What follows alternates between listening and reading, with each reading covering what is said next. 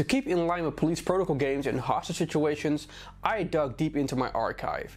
I'm reviewing Rescue the Embassy Mission on the NES from 1998, one of my favorite games when I was a kid. The version I'm going to review for 2020 standards is the NES version released in 1988. The game is called Hostages on other consoles from the time era and was an immense success, namely because it was a first console game to take the French anti-terrorism unit called GIGN serious and build a capable game around it. The title implies that there should be more rescue games, but no. I must have been 6 or 7 when this game came out and I just immediately fell in love with it.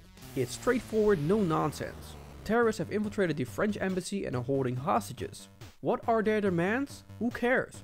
You just have to straight up murder these fools. That's a big difference here in comparison to the Police Quest SWAT games, that's for sure. You handle a 6-man police unit. 3 of them are snipers, the other 3 are field operators that need to kill the terrorists and rescue the hostages. It's that simple.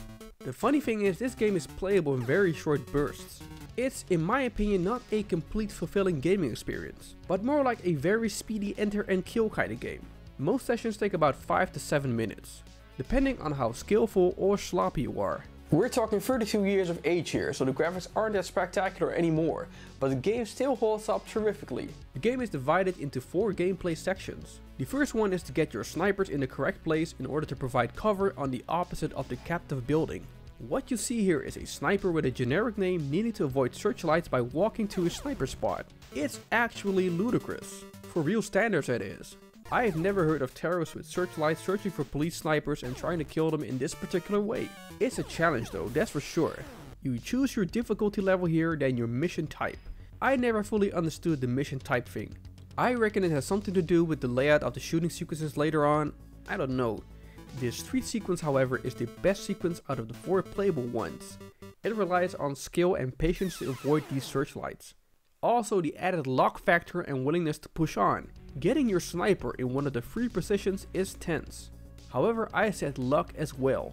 Sometimes it doesn't make any sense. The terrorists shoot for no reason at all, you not even being near a searchlight.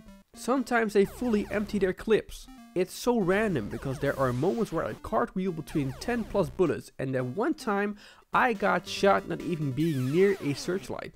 You have to do this 3 times in order to get all the snipers in their designated spots. And here comes my point of view though. These snipers are handy but not necessary. Why? Because the 4th and last section is the actual important section. However, there's 2 more sections before that, and that's shooting these terrorists through a sniper lens. Even as a little kid, I had so many questions here. What is up with this sniper? He's sniping with one hand while the other hand is on a button? Is the button connected to his trigger? How does he even know that the silhouette that is in front of the window is an enemy? Why do people keep reappearing in front of the shot up window? Seeing as the timer is running in top of the corner, you shouldn't waste that much time on this section.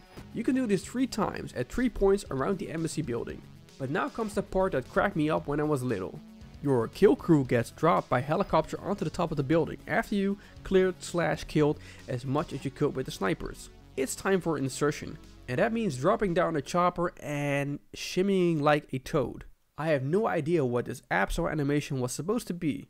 The only thing you need to do here is repeatedly push down and up 3 times each in order to not let the rope slide through your hands. And there he goes. Through an already broken window, breaking the window for the 2nd time. He didn't carry a gun when he was abseiling, but he had one hidden in his shoe for sure. Now it all comes down to this, that's why I said the sniper section is useless. You can do this with just 1 operator. In fact, you can just even speedrun this. In the left corner you have a map of the floor you're on. The green dots are terrorists, the blue dots are hostages. I have some gripes about how easy this final section is. Terrorists appear in front of you if you place a red arrow, which is you, forward towards the enemy.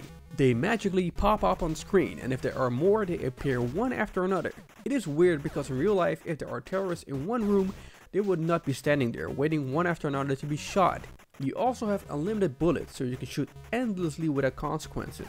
It's just tapping the shoot button while combing the area, killing terrorists. If you encounter a hostage, they just stand there in a corner. At first I had no idea what the hell these characters were. They look like generic businessmen being scared to death and all. So you duck and duck even more to go left and right and go down or up a stairway. And if you killed everyone, the mission is over. That's it. That's the whole game. Ta-da!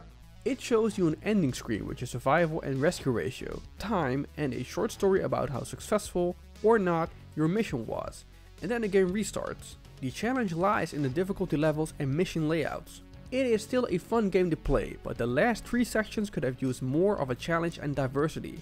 As we are in a year of remakes and remasters, this is a game that could use a remake. It was successful in the past, and with some tweaks, add-ons and modern adjustments, this could easily be a great indie game. If you like this video, go give it a thumbs up. And if you are craving for more, you should hit that subscribe button and notification bell to be notified on the fly whenever a new episode of In Retrospective is released. And I'll see you at a new video of In Retrospective.